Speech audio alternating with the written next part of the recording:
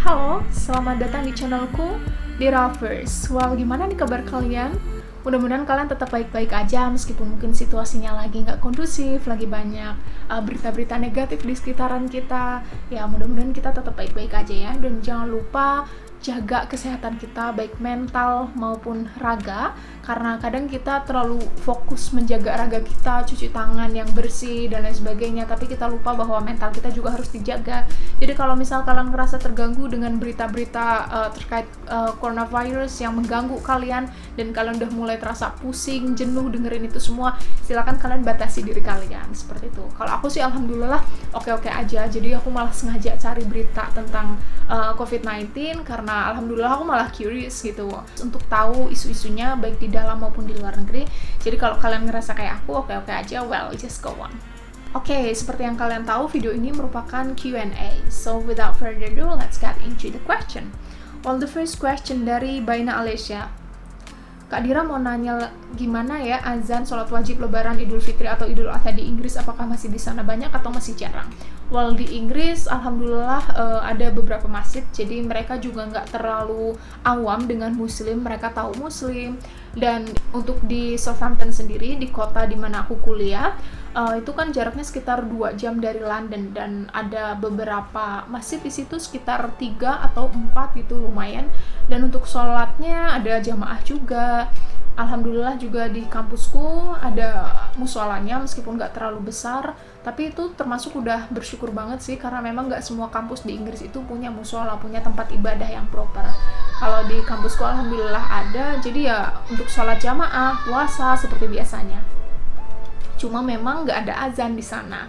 Kalaupun ada azan, cuma di dalam masjidnya aja, nggak di kumandangan kayak di Indonesia gitu. Well, pertanyaan kedua masih dari Baina Alessia, cara mengatur keuangan di Inggris dan mengatasi mental health karena homesick dan cara agar lebih mandiri di negara orang. Oke, cara mengatur keuangan sebenarnya itu kan balik lagi ke individu ya, tergantung lifestyle kita gimana gitu. Tapi menurutku sih kalau misal kayak kalian kuliah di sana dengan beasiswa dan dari beasiswa itu kan sudah ngasih living allowance ya. Living allowance-nya ini relatif cukup ya, lebih dari cukup. Jadi kalau misal kita hidupnya nggak yang terlalu hedon, insya Allah kita juga bisa nabung, kita bisa manage uang. Nanti kan tinggal disesuaikan aja. Kalau misal kayak lagi banyak kebutuhan, berarti mungkin kita ngurangi uang jajan, ngurangi atau makannya dibikin lebih hemat dan lain sebagainya. Tapi insya Allah nyukup kok. Untuk mental health karena homesick, well, kalau kangen ya kita bisa nelpon, bisa video call. Alhamdulillah kan kita juga kalau video call bisa lihat kabarnya, bisa lihat wajahnya di layar seperti itu. Jadi nggak ada masalah sih kalau masalah homesick. Dan kalau misal kangen sama makanan-makanan di Indonesia, kita bisa bikin versi kita sendiri gitu. Misalnya pengen makan bakso atau soto, kita juga bisa bikin sendiri. Jadi kayaknya nggak ada masalah kalau masalah homesick, banyak solusinya. Oh iya, satu lagi cara agar lebih mandiri. Menurutku sih ketika kita tinggal di negara orang, ya otomatis kita bakal terlatih kok kemandiriannya. Gak usah di negara orang deh, kadang kalau misal lulus SMA terus ngekos tinggal di kota orang, itu juga kan mulai sedikit demi sedikit mandiri gitu kan. Apalagi di luar negeri, kayak yang orang lokalnya pun mereka misal mau renovasi rumah, mereka renovasi sendiri, jarang pakai tukang, karena di sana tukang lumayan mahal ya, mahal banget sih. Bahkan orang lokal juga jarang yang mau pakai jasa tukang, kecuali yang orang kaya-kaya banget gitu. Begitu juga dengan ibu-ibu yang baru melahirkan, kadang baru aja melahirkan sesar ataupun normal, dan dia harus langsung ngurusin semuanya sendiri. Nggak kayak di Indonesia kan kadang ada mbahnya yang ngebantuin, ada orang tua kita yang ngebantuin, ada kakak adik gitu. Kalau di sana kan punya urusan sendiri-sendiri seperti itu. Jadi insya Allah ya awal-awal mungkin agak kaget, tapi dengan sendirinya nanti kita bisa mandiri kok, dan worry.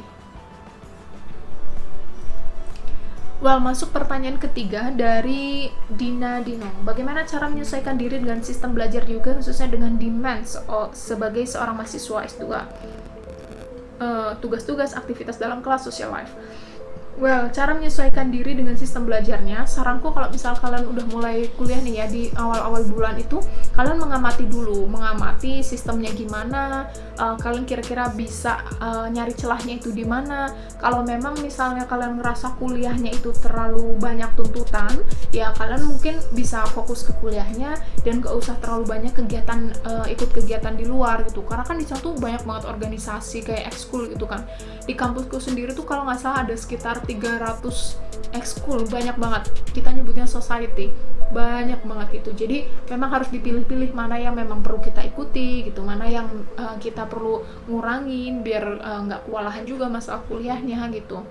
Pengalamanku waktu itu di semester awal itu aku belum berani nge-vlog ya, jadi aku baru nge-vlog itu saat semester 2, saat aku udah tahu ritmenya. Oke, kayaknya aku bisa nih manage waktu antara bikin video, ngedit, meskipun kadang keteteran, meskipun kadang telat, belum upload gitu, tapi kayaknya aku udah tahu ritmenya, aku udah mulai menyesuaikan, barulah aku mulai nge-vlog seperti itu. Tapi kalau misal di awal, ya baiknya kalian amati dulu, kira-kira kalian tuh tipe orang yang gimana, nanti kan bisa disesuaikan. Kalau banyak demand dan kalian tipe yang gercep, apa-apa harus on time, nggak procrastination, nggak nunda-nunda, ya insya Allah oke-oke aja. Pertanyaan selanjutnya dari Dini Hoirunisa, bagaimana cara mengatasi rasa minder? Aku pengen kuliah keluar, kadang aku merasa mampu mewujudkannya, tapi kadang aku juga merasa nggak mampu.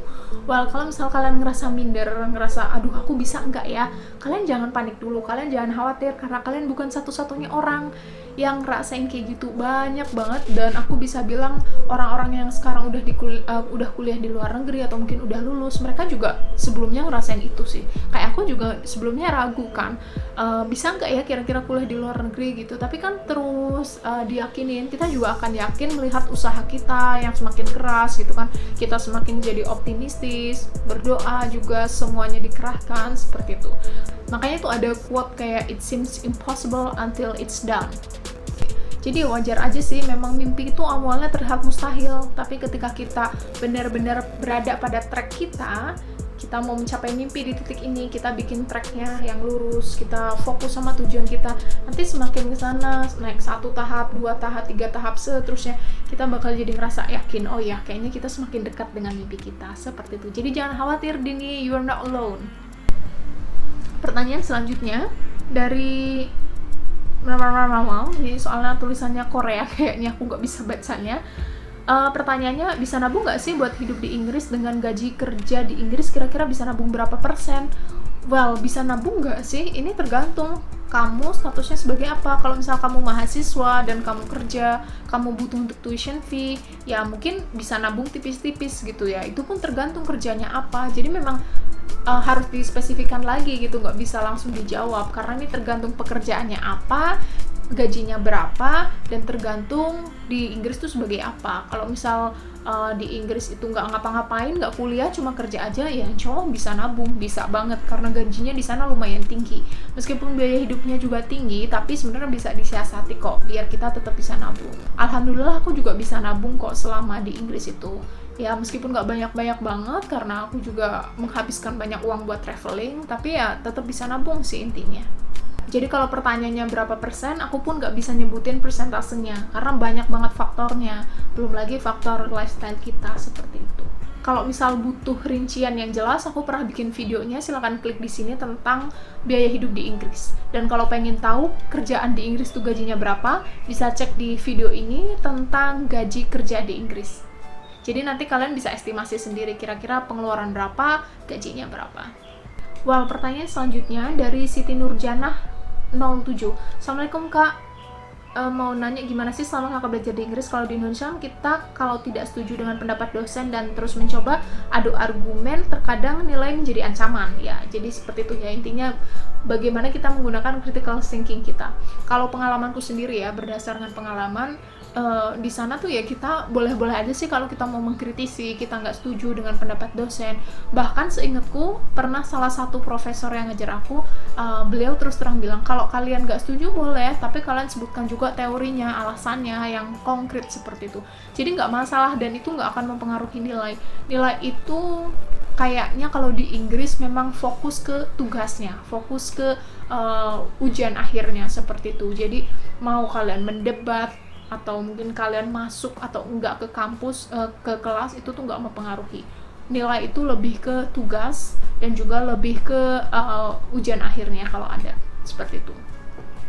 Jadi ya kalau misal kita mau mengkritisi, mau pakai critical thinking kita, we are welcome.